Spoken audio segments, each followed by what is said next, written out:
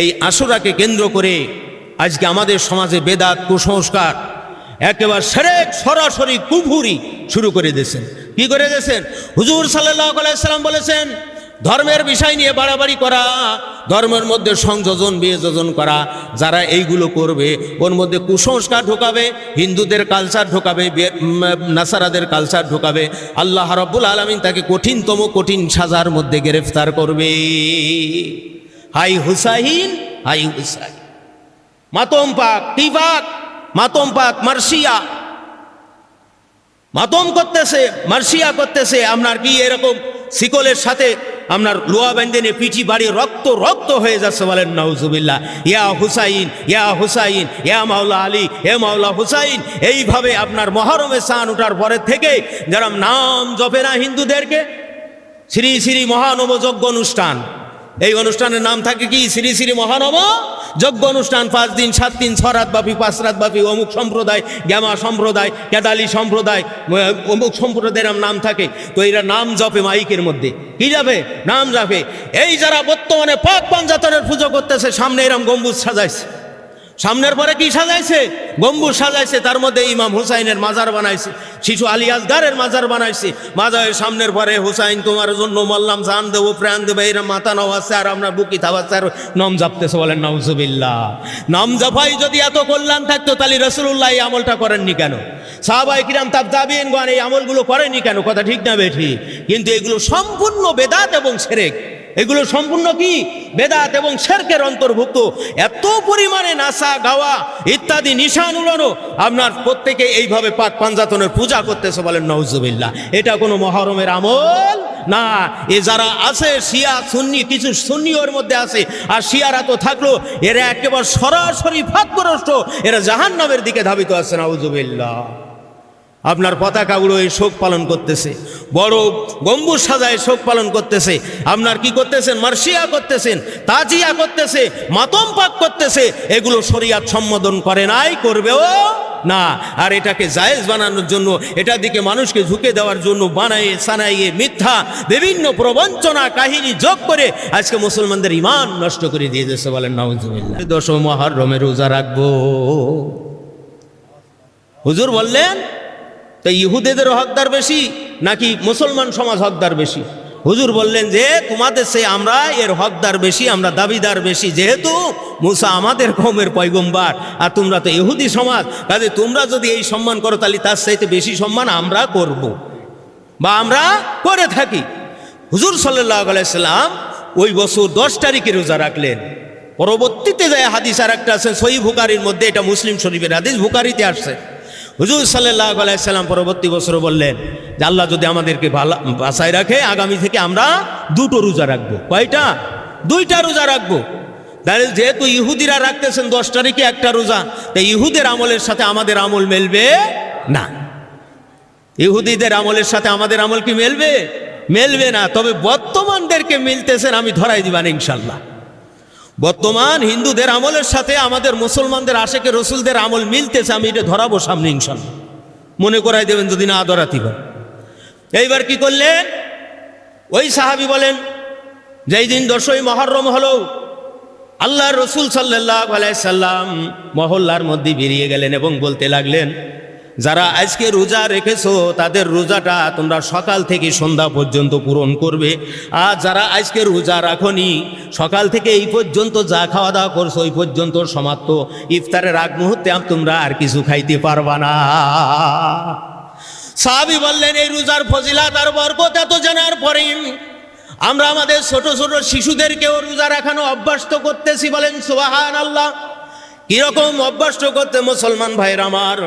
ওই সাহাবী বলেন যে আমরা পশমের কিছু খেলনা তৈরি করলাম, পশমের কিছু খেলনা তৈরি করলাম, আর আমাদের ছোট বাচ্চাদেরকে তাদেরকে না খাওয়ায় রোজা রাখার মতো পরিবেশ তৈরি করলাম, আর তাদের হাতে ওই খেলনাগুলো আমরা তুলে দিলাম। ওই খেলনার তালে থাকার কারণে তারা যাতে খাবারের কথা না বলে, এই অভ্যাস করার কারণে আমরা এই রোজার বরকত এবং ফজিলাত জানার কারণে এই অভ্যাসটা আমাদের সন্তানদেরকে করতেছিলাম। বন্ধুগণ, হাদিস ব্যাখ্যাকারী লেখেন এই হাদিসের মাধ্যমে একটা মাসলা সাবেত হয়, কোন শিশু বাচ্চাদেরকে খেলনা দেওয়া শরীয়তে জায়েজ।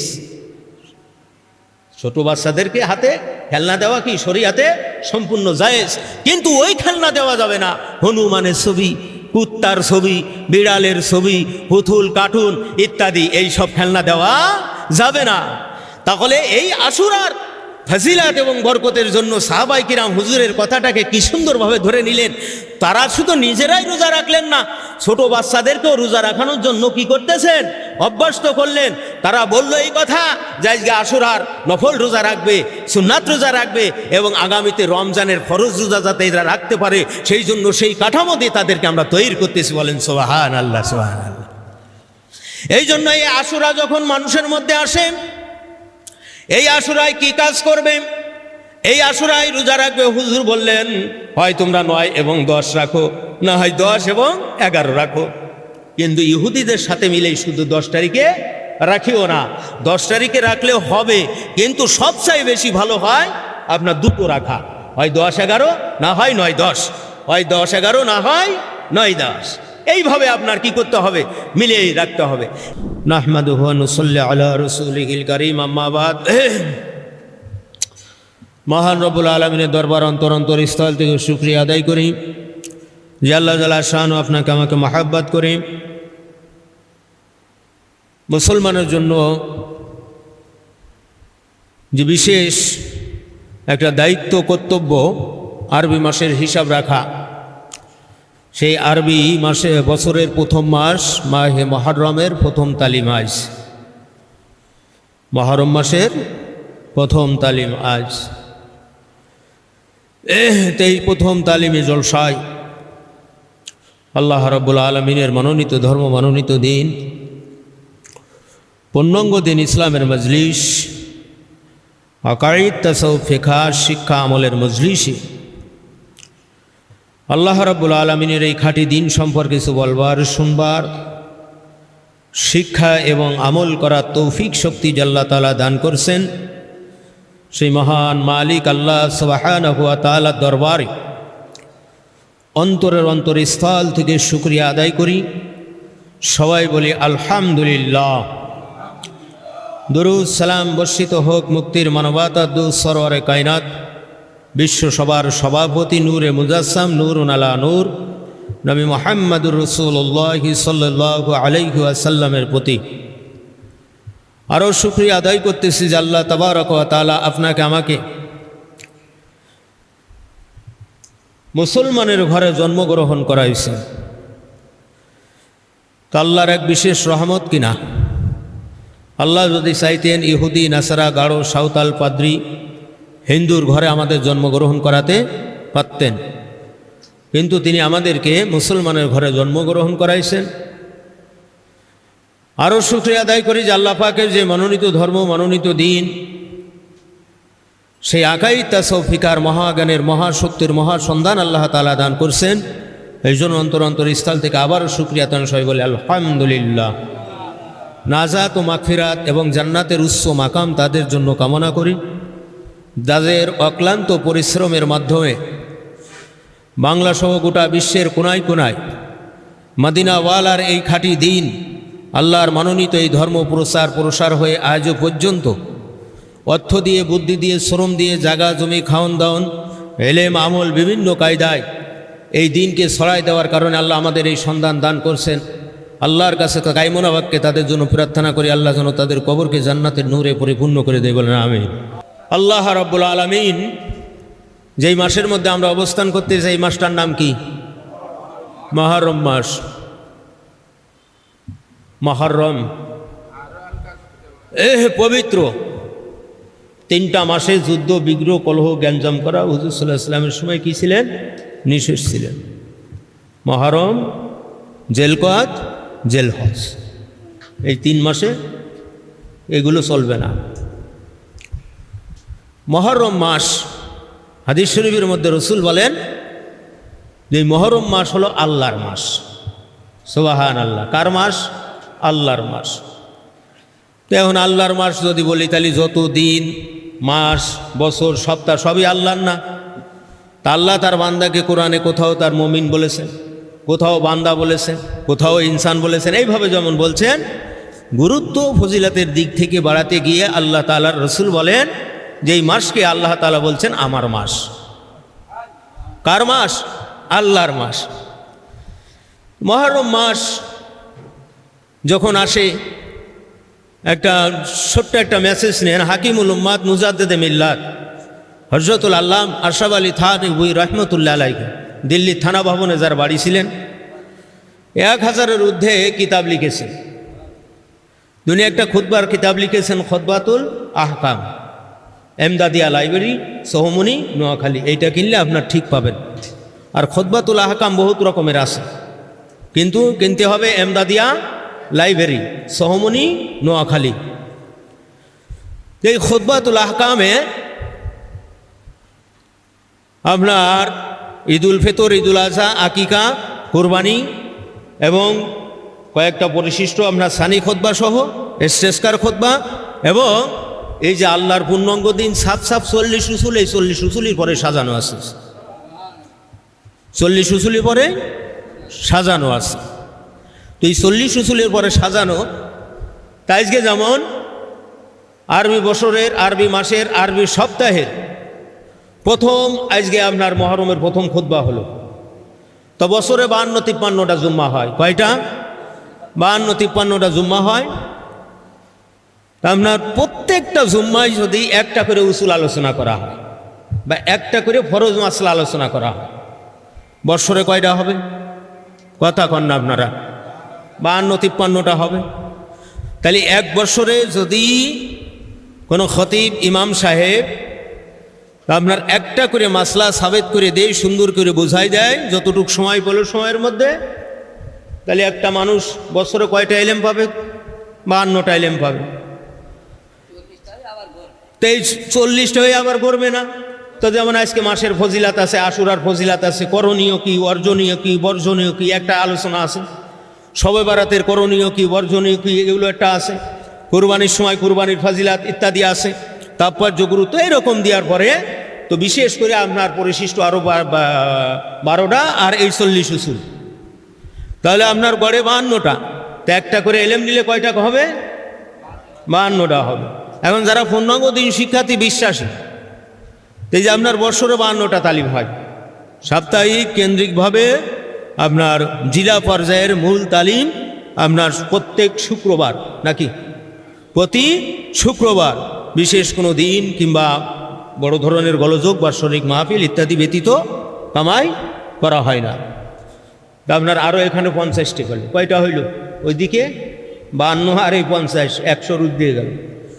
তা আপনার অন্তরের মহিলিকাত কয়টা? 10টা। মঞ্জিয়াত কয়টা? 10টা। 10 10 20, প্রত্যেকটা 4 20। জুমা কয়টা ভালো? 2 মিলে। দুপুরের নামাজ আর আপনার এই বিকালের রাত্রিতে তালিমে বসার মানে 100 পাইছে। কাটসার দিয়ে আপনার কত পাইল?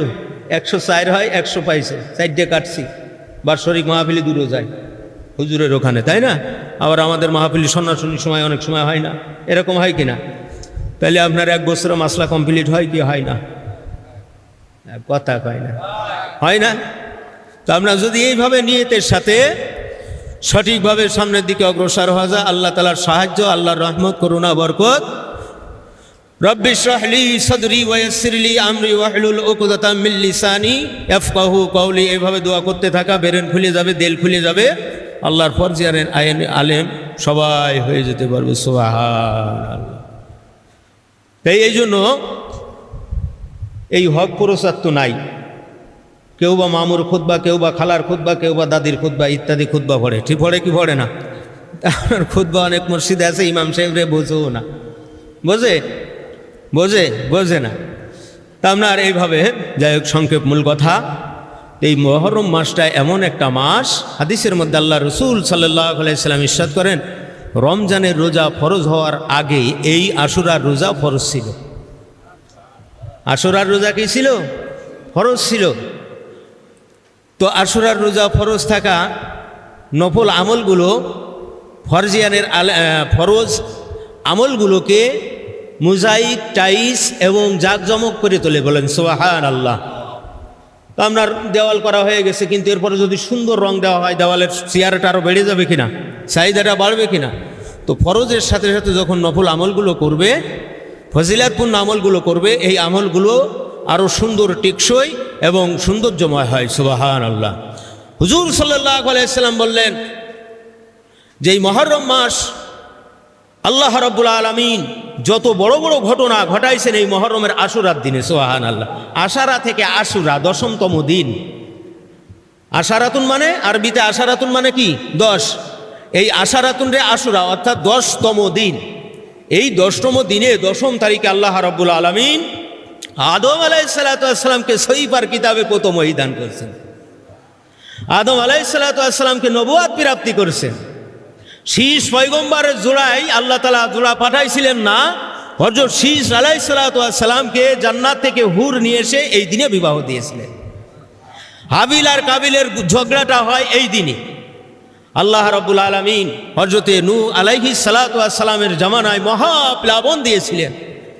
এই প্লাবন শুরু হয়েছিলেন আশুরায়, এই প্লাবন থেমে গেছিলেন আশুরায়। সুবহানাল্লাহ।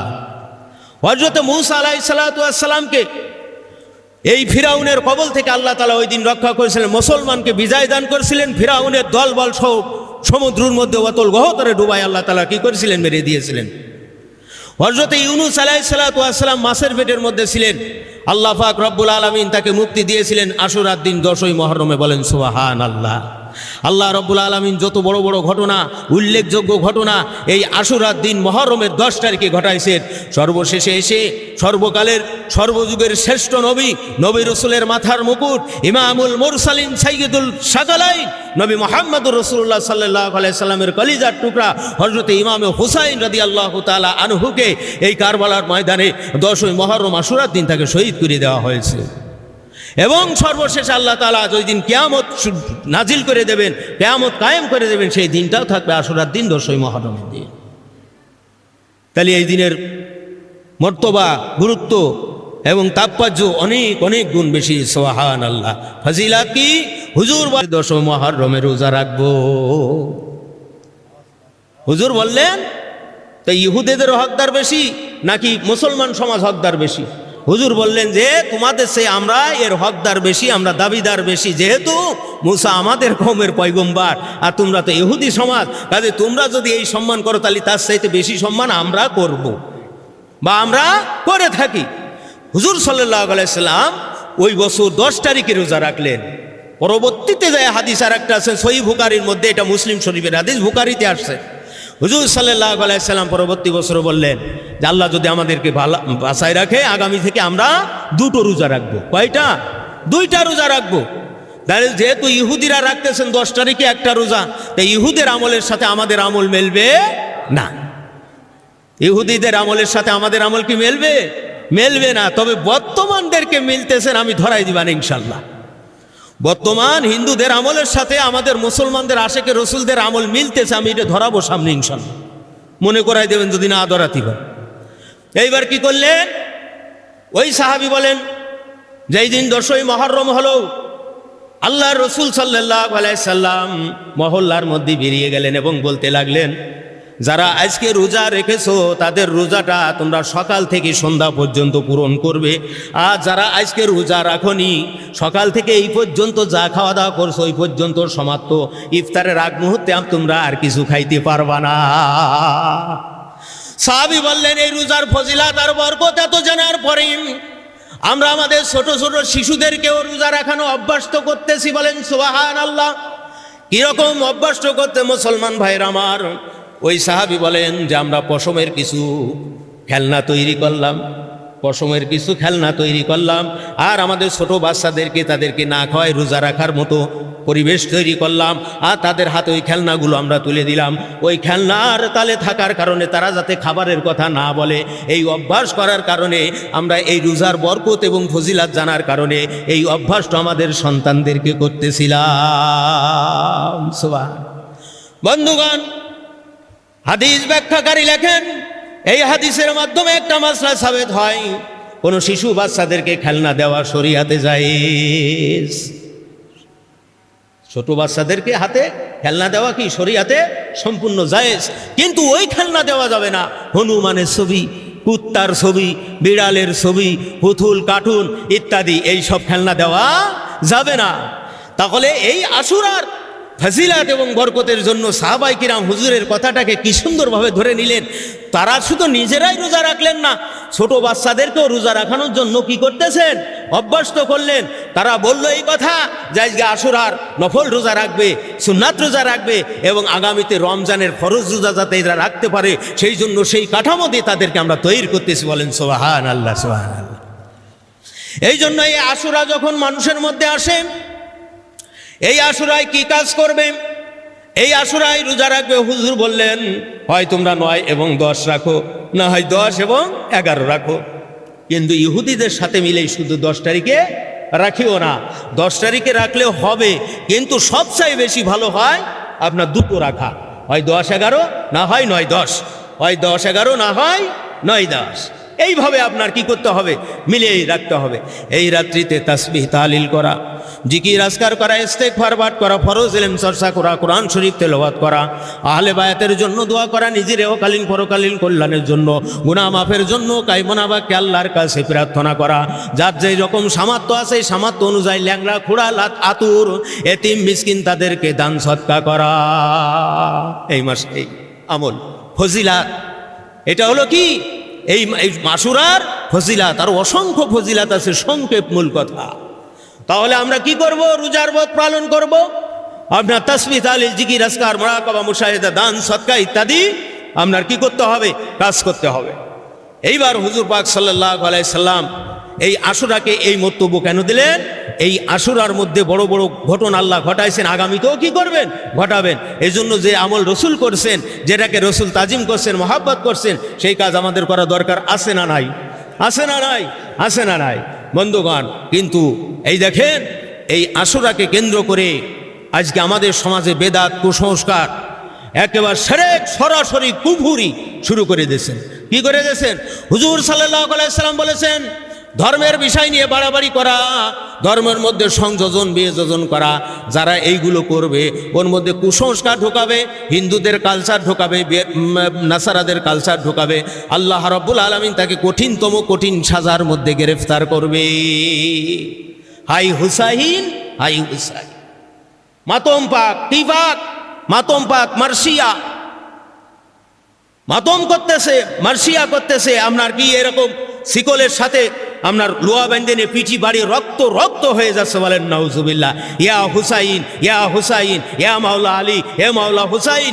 এইভাবে আপনার মহরমে চাঁদ ওঠার পরের থেকে যারা নাম জপে না হিন্দুদেরকে, শ্রী শ্রী মহানব যজ্ঞ অনুষ্ঠান, এই অনুষ্ঠানের নাম থাকে কি? শ্রী শ্রী মহানব যজ্ঞ অনুষ্ঠান। 5 দিন 7 দিন 6 রাত ব্যাপী, 5 রাত ব্যাপী। অমুক সম্প্রদায়, গ্যামা সম্প্রদায়, কেদালি সম্প্রদায়, অমুক সম্প্রদায়ের নাম থাকে। তো এরা নাম জপে মাইকের মধ্যে, কি যাবে?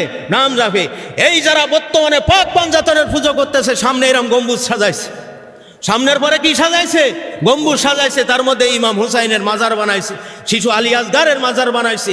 মাজারের সামনের পরে হুসাইন তোমার জন্য মল্লাম, জান দেবো, প্রাণ দেবো, এরা মাথা নওয়াচ্ছে আর আপনার বুকি থাবাচ্ছে আর নাম জাপতেছে। বলেন নাউজুবিল্লাহ। নাম জাপাই যদি এত কল্যাণ থাকতো তাহলে রাসূলুল্লাহ এই আমলটা করেননি কেন? সাহাবায়ে কিরাম তাবিঈনগণ এই আমলগুলো করেননি কেন? কথা ঠিক না বেঠিক? কিন্তু এগুলো সম্পূর্ণ বেদাত এবং শিরক।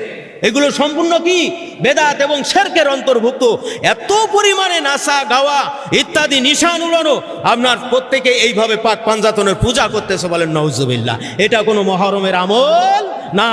এ যারা আছে শিয়া সুন্নি, কিছু সুন্নি ওর মধ্যে আছে, আর শিয়ারা তো থাকলো এরা একেবারে সরাসরি ফাঁকগ্রস্ত, এরা জাহান্নামের দিকে ধাবিত আছে। নাউজুবিল্লাহ। আপনার পতাকা উড়োয় শোক পালন করতেছে, বড় গম্বুজ সাজায় শোক পালন করতেছে। আপনার কি করতেছেন? মার্সিয়া করতেছেন, তাজিয়া করতেছে, মাতম পাক করতেছে। এগুলো শরীয়ত সম্বোধন করে নাই, করবেও না। আর এটাকে জায়েজ বানানোর জন্য, এটার দিকে মানুষকে ঝুঁকে দেওয়ার জন্য বানাইয়ে সানাইয়ে মিথ্যা বিভিন্ন প্রবঞ্চনা কাহিনী যোগ করে আজকে মুসলমানদের ঈমান নষ্ট করে দিয়ে দিয়েছে। বলেন নাউজুবিল্লাহ। এইগুলো থেকে মুসলমান সমাজকে কি করতে হবে? মুসলমান সমাজকে তাদেরকে এই জিনিসটা চোখে কলম, হাতে কলম, চোখে আঙ্গুল দিয়ে তাদেরকে দেখাই দিতে হবে যে এগুলো শিরিক বেদাত, এর থেকে হেফাজত থাকতে হবে। এই দলভুক্ত হলে জাহান্নামে যাওয়া লাগবে। কথা ঠিক না বেটি? তাহলে এটা কি আশুরার মূল মাকসুদ না? হুসাইন রাদিয়াল্লাহু তাআলা আনহু কিসের জন্য হলো, কিসের জন্য তাকে কতল করা হলো, শহীদ করে দেওয়া হলো, সে খবর জানে না। ইয়া হুসাইন, ইয়া মাওলা আলী পাক পাঞ্জাতন বসাইছে। কি বসাইছে? পাক পাঞ্জাতন জল চৌকির পরে। আমি বলি কি রকম কালে পাক পাঞ্জাতন এখন এদের সাজানো হবে, তাদের জিকির করা হবে, সম্মান বর্ণনা, আহলে বায়াতের সম্মান বর্ণনা করা হবে। চার কোনায় 4টা মোমবাতি, 4 কোনায় 4টা, মাঝখানের মোমবাতিটা একটু বড়। মা ফতেমা, হজরত আলী, ইমাম হাসান, ইমাম হুসাইন, মাঝখানে নবী মুহাম্মদুর রাসূলুল্লাহ। এই হলো পাক পাঞ্জাতন। এই হলো কি? পাক পাঞ্জাতন। আমার কপালে লিখে দিও পাক পাঞ্জাতন। মা ফতেমার নয়নমণি, ইমাম ভাই 2 জন, আছে না নাই? এইটাই হলো পাক পাঞ্জাতন। এই জিনিসটা কি? আমরা রাসূলুল্লাহ সাল্লাল্লাহু আলাইহি ওয়াসাল্লাম আদর্শ মানি না? হ্যাঁ, খাতুনে জান্নাত মা ফাতেমা রাদিয়াল্লাহু তাআলা আনহাকে মানি কি মানি না? হযরত আলী রাদিয়াল্লাহু তাআলা আনহুকে মানি কি মানি না?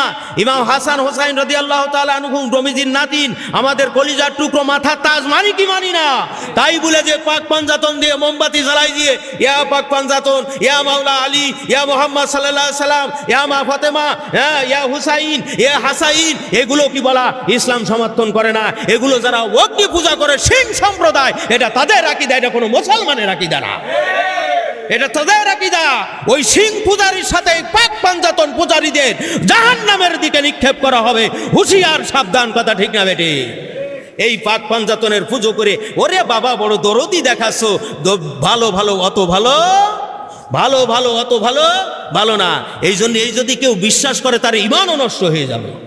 খালি বিশ্বাস করবে, সমর্থন করবে, তার ঈমান নষ্ট হয়ে যাবে।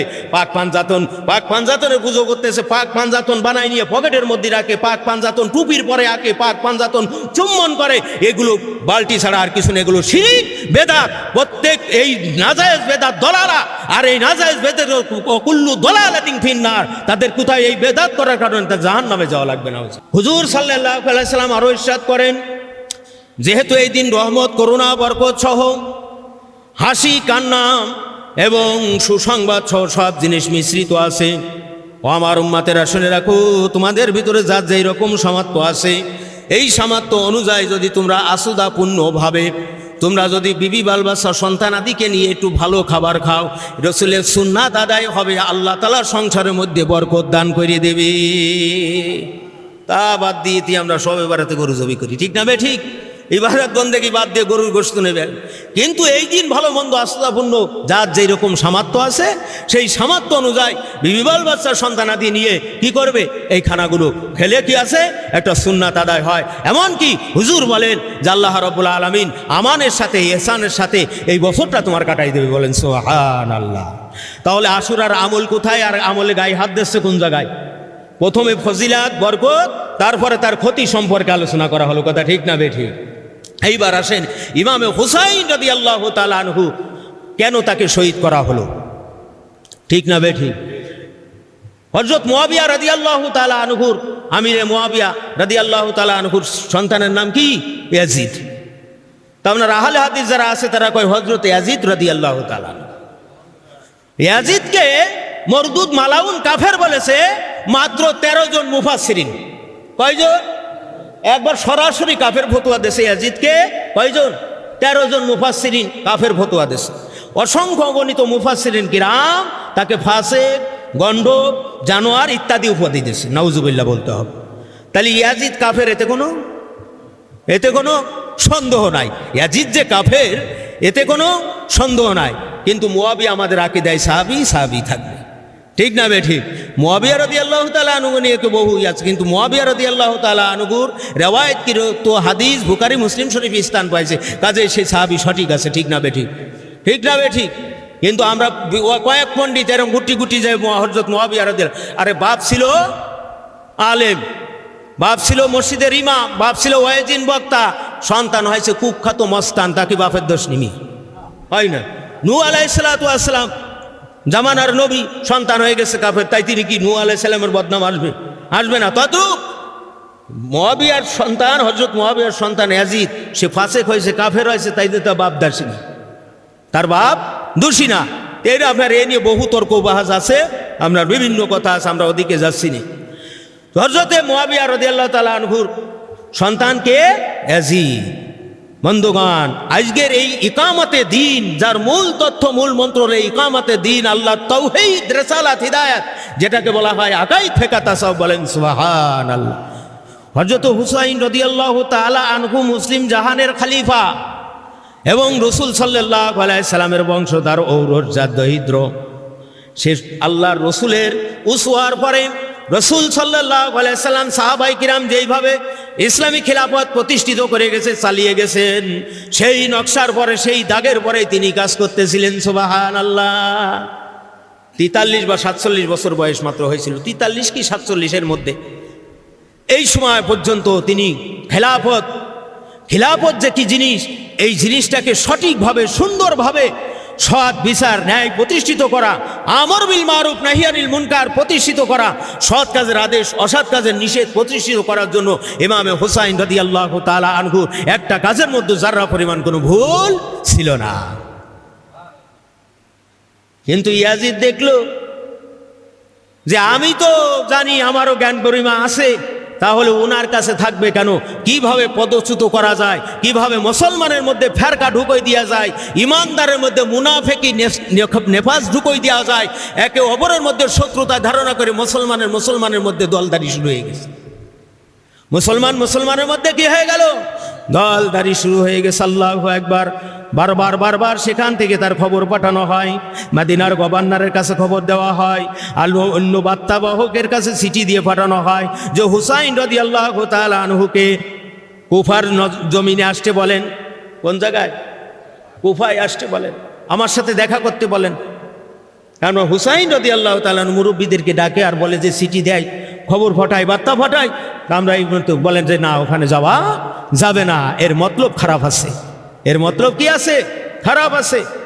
তারপর আপনার পরবর্তীতে ইয়াজিদ এক গভর্নর ফিট করলো, সে করা। হ্যাঁ, এবার ইমামে হুসাইন রাদিয়াল্লাহু তাআলার পক্ষ থেকে আপনার 2 জন বার্তাবাহক গেছে, তাদেরকে শহীদ করে দিয়েছে। এক পর্যায়ে বিভিন্ন অনেক লম্বা ছাড়া ঘটনা, এক পর্যায়ে আপনার ইমামে হুসাইন রাদিয়াল্লাহু তাআলা আনহু যেতে বাধ্য হলেন। বন্ধুগণ, ওই 30,000 আপনার ওখানে 7,000 ছিল মুফতি। কয় হাজার? 7,000 মুফতি, 5,000 কোরআনের হাফেজ, 8-10,000 আলেমে দিন ছিলেন। এইভাবে অসংখ্য মানুষ জ্ঞানী গুণী ছিলেন। হযরতে ইমামে হুসাইন রাদিয়াল্লাহু তাআলা আনহুর পাশে নামাজ পড়তেন ইমাম মাইনে। কি মাইনে? ইমাম মাইনে। নামাজ শেষ হয়ে গেছে, ইমাম আর মানে নাই, মুনাফিক মুসলমান মাত্র কয়েকজন ছিল, 72 জন সহ ইমাম হুসাইন রাদিয়াল্লাহু তাআলা আনহু সহ তাদের শিশু বাচ্চা দিয়ে মোট 72-73 জনকে তারা কারবালার জমিনে আশুরার দিন কি করে দিয়েছে? শহীদ করে দিয়েছে। কিন্তু ইমাম হুসাইন রাদিয়াল্লাহু তাআলা আনহু বলেছেন, আমাকে শহীদ করো, কতল করো, যাই কিছু করে দাও না কেন, আল্লাহ যে ইকামতে দিন, পরিপূর্ণ দিন ইসলাম, যেটা আল্লাহর বিধান, রাসূলের সুন্নাহ, এর বাইরে তোমার মতো শয়তানের হাতে হাত দিয়ে আমরা বায়াত গ্রহণ করব না, এবং ইসলামকে অবমাননা করতে আমরা দেব না, যত সময় পর্যন্ত আমাদের ভিতরে রূহ আছে। যত সময় পর্যন্ত আমাদের মধ্যে কি আছে? রুহু আছে। এত সময় পর্যন্ত ইসলামের অবমাননা হবে, ইসলামের খিলাফতের অবমাননা হবে, রাসূল সাল্লাল্লাহু আলাইহি সাল্লামের সুন্নাহর অবমাননা হবে, আল্লাহর মনোনীত ধর্মের অবমাননা হবে। এটা আমরা চাই নাই। এই জন্য তাদের পিপাসায় কাতর করছে, তাদের বন্দী করে দেওয়া হয়েছে, তাদেরকে কতল করে মানে কেটে দেওয়া হয়েছে, গদ্দান নামাই দেওয়া হয়েছে। তারপরেও তারা কি করে নাই? পিছপাও হাঁটে না। একমাত্র এই ইকামতে দিন, তৌহিদ প্রতিষ্ঠিত করার জন্য আল্লাহর জমিনে আল্লাহর কোরআনের শাসন যাতে প্রতিষ্ঠিত হয়, আল্লাহর ইকামতে দিন যাতে প্রতিষ্ঠিত হয়, সৎ কাজের আদেশ দেবে একেবারে নির্ভয়ে, অসৎ কাজে নিষেধ করবে একেবারে নির্ভয়ে, সমাজ থেকে কুসংস্কার দূর হয়ে যাবে, একটা মুসলমান সমাজ, ইসলামী সমাজ, কোরআন সুন্নাহর সমাজ গড়বে। সেটা নিয়ে কিছু না, লাল নীল সাদা কালা পাগড়ি, কালো মাতম পাক, হাসম পাক, মার্সিয়া পাক, ইত্যাদি পাক, এ পাক, সে পাক, মসজিদ পাক, ফুল পাক, মিলাদ পাক, দুরুদ পাক, খতম পাক, পড়া পাক, শুধু পাক নিয়েই ব্যস্ত আছে। এরা যে কত বড় নালায়েক, অবুঝ, ইহুদি নাসারার চাইতে এরা খারাপ, নাউজুবিল্লাহ। তাহলে মূল মকসদ হলো আল্লাহর দিন, ইকামতে দিন। কই দিন? কি? ইন্নাল ঈমান ওয়াল ইসলাম ওয়াল ইহসান তুসাম্মা কুল্লু আমরি দীনিহা।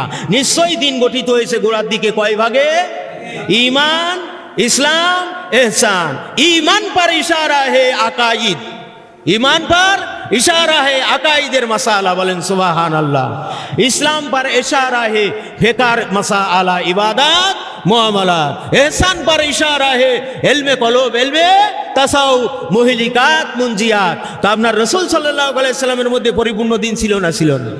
তাই সাহাবায়ে কেরাম রাদিয়াল্লাহু তাআলা আনহু সোনালী যুগ বলা হয়। এই সময় আপনার পূর্ণাঙ্গ দিন ইসলাম ছিল কি ছিল না?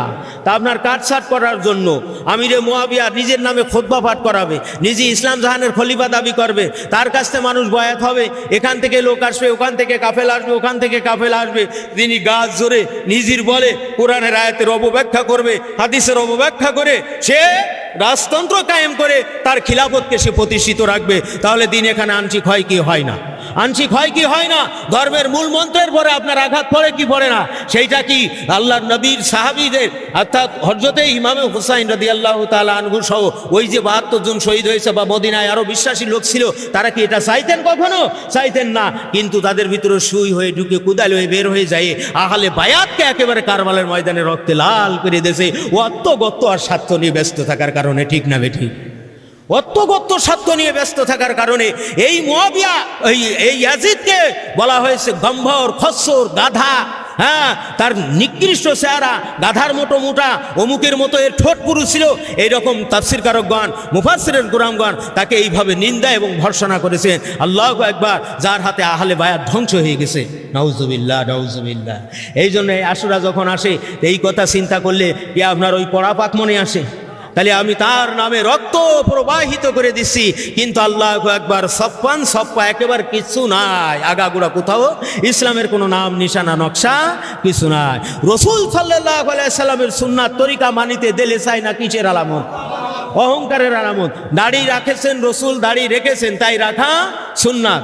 হুজুর সাল্লাল্লাহু আলাইহি সাল্লাম দাড়ি রাখতে বলেছেন, তাই এই আদেশ পালন করা ওয়াজিব, তাই দাড়ি রাখা ওয়াজিব। হুজুর সাল্লাল্লাহু আলাইহি সাল্লাম দাড়ি কাটাকে হারাম বলেছেন, তাই এটা হারাম। তাহলে দাড়ি রাখা সুন্নাত, দাড়ি রাখা ওয়াজিব, দাড়ি কাটা হারাম। বিধান অনুযায়ী আল্লাহ রসুল বলছেন যে কি করো, আমি রাখছি, তো রসুল সাল্লাল্লাহু আলাইহি সাল্লাম যে কাজ করছেন সেটাই সুন্নাত। হুজুর রাখছেন, এই জন্য আমরা রেখেছি সুন্নাত। হুজুর কাটতে নিষেধ করছেন, কাটতে নিষেধ করছেন, এই জন্য এটা ওয়াজিবাত, ওয়াজিব হয়ে গেলেন। হুজুর বলেছেন সুন্নাহ, হুজুর রেখেছেন তাই ওয়াজিব। হুজুর রেখেছেন, আমল করাটা কি হয়ে গেল? ওয়াজিবাত হয়ে গেল। হুজুর এইটা কাটতে নিষেধ করেছেন, এই জন্য এটা কি হয়েছে? কাটলে হারাম হয়ে যাবে। কথা বুঝলেন? কথা বুঝলেন? এই জন্য তাদের ভিতরে সাহাবীদের নাম বলে, হ্যাঁ দাড়ি রাখলে কি শুধু ইসলাম?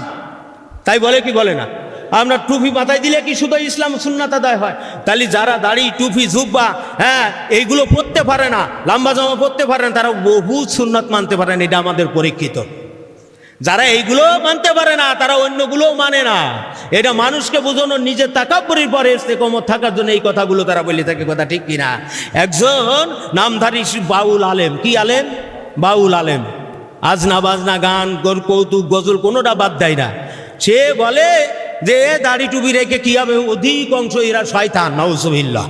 তুমি রাখতে পারোনি, তোমার আমলের জন্য তোমার আমলের ঘাটতি আছে, কিন্তু আর একজনের আমলের পরে এটা করা তো ঠিক না। কথা ঠিক না বে ঠিক? ঠিক না বে ঠিক? তাহলে হুসাইন রাদিয়াল্লাহু তাআলা আনহু আজকে কারবালার ময়দানে কি আংশিক দিনের জন্য শহীদ হলেন না পূর্ণাঙ্গ দিন ইসলামের জন্য শহীদ? জানে, মালে, তাইদ, মদদ, শক্তি, পরিমাণ কোনোটা কি তিনি বাদ রেখেছিলেন? না। কিন্তু ইয়াজিদ মনে করছিলেন যে এইভাবে যদি ইসলাম প্রতিষ্ঠিত হয়, ইসলাম থাকে, তাহলে আমার আর গদি টেকে না। এই জন্য তার নিজ স্বার্থের জন্য আহলে বায়াতকে ধ্বংস করে দিয়েছে। কথা ঠিক না বে ঠিক? এই কিয়ামত পর্যন্ত এই হকের দল, হকের বাতি জ্বলতে থাকবে। আর এই হক রাস্তা লোক ৭২ ফেরকা থেকে মুক্ত হয়ে এক দল জান্নাতি দল হয়ে তারা আল্লাহর জান্নাতের মেহমান হয়ে যাবে। সুবহানাল্লাহ কি বিহামদি, সুবহানাল্লাহ। আর বাকি যা আছে এই ৭২ ফেরকার মধ্যে শামিল, যতই মাতম করুক, যাই করুক, তাই করুক না কারো, এরা প্রত্যেকেই গুমরাহি। আর এই গুমরাহিতার কারণে এরা জাহান্নামের মধ্যে যাবে। নাউজুবিল্লাহ। দরুদ পড়েন, আল্লাহুম্মা সাল্লি আলা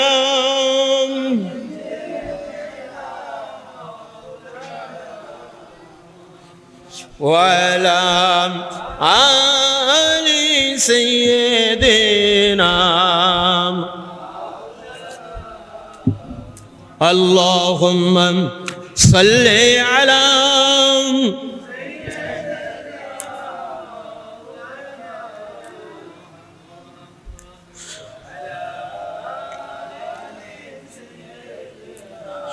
মাওলানা মুহাম্মদ।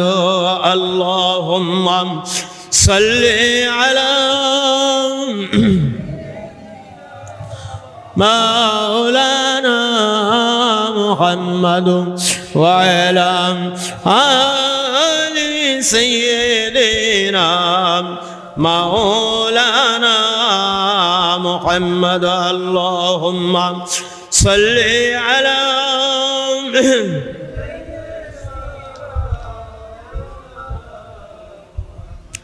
وعلى آل سيدنا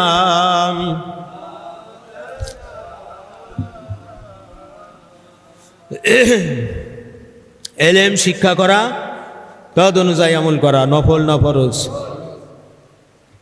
আপনার অসংখ্য তালিম শুনতেছেন, কিন্তু এলেম আয়ত্ত করলে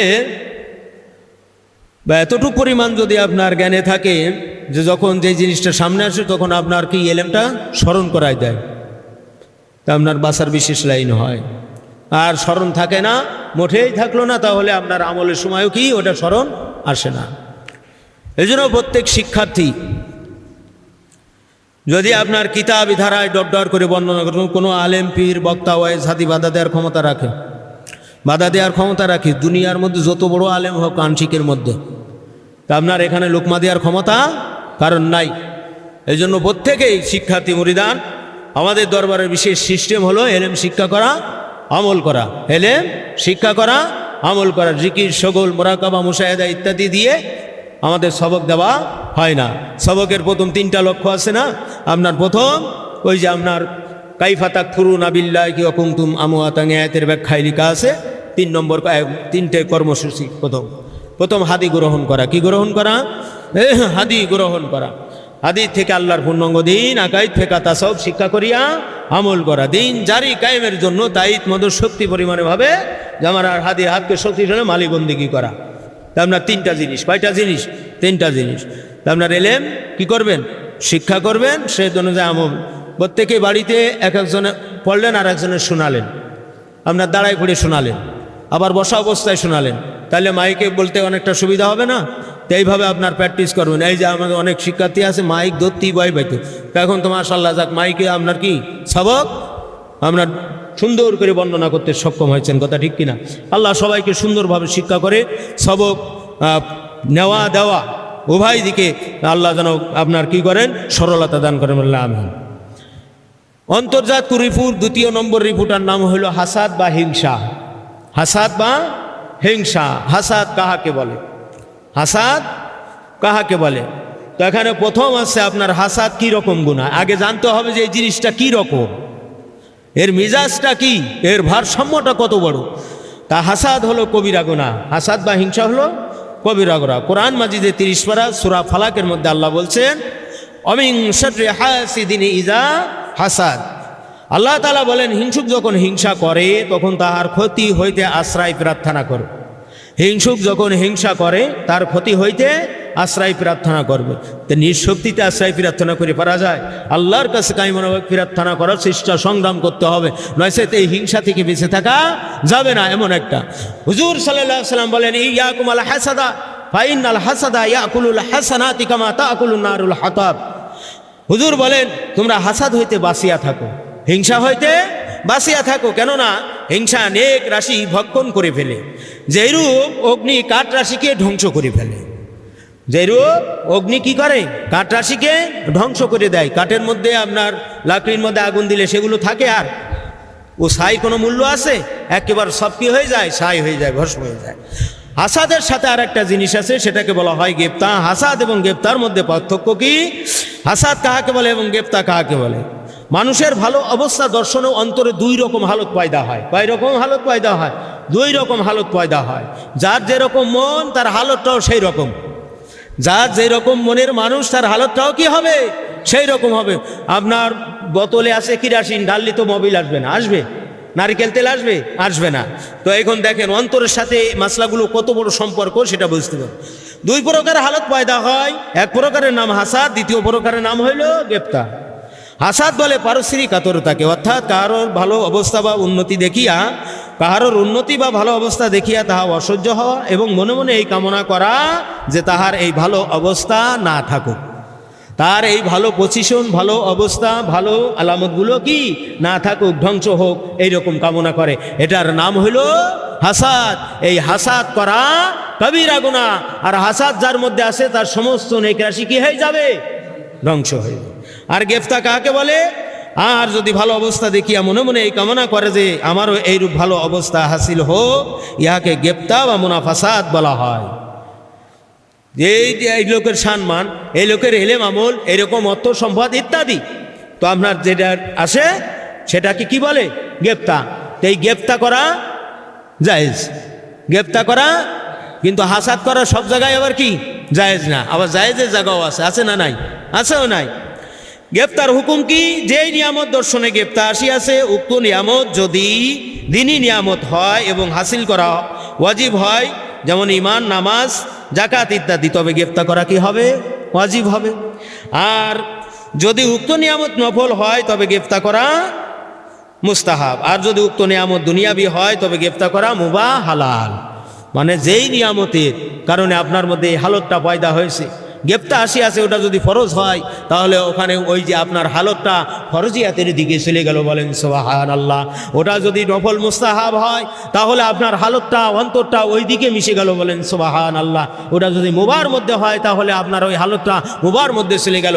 আর ওটা যদি মানুষের অসহ্য হয়, পারস্পরিক তাকে হিংসা বলে, হ্যাঁ, তার এই অবস্থা তার না থাকুক, ধ্বংস হোক, অপমানিত হোক, লাঞ্ছিত হোক, বা সে যে পদে আছে এই পদ থেকে ধ্বংস হয়ে যাক, তাই এই কামনা যখন করবেন তখন আপনি নিজেই ধ্বংস হয়ে গেলেন। ঠিক না বে ঠিক? তাহলে একটা করার কারণে ওয়াজিব আমল হচ্ছে, আর একটা করার কারণে সব আমল কি হয়ে যাচ্ছে? ধ্বংস হয়ে যাচ্ছে। এটাই তো এলেম। এই জন্য এলেমকে বলা হয় আল ইলমুন নূর। এলেম হলো নূর, অর্থাৎ আলো যার কাছে আছে সে পথ চলতে সক্ষম, বলেন সুবহানাল্লাহ। হাসাদের হুকুম কি? হাসাদ বা হিংসা করা হারাম। হাসাদ বা হিংসা করা হারাম, সব হারাম। প্রকাশ থাকে যে গোমরা পীর ও গোমরা আলেমগঞ্জ যে নিয়ামত দ্বারা গুমরাহি কাজ বিস্তার করে, উক্ত নিয়ামত ধ্বংসের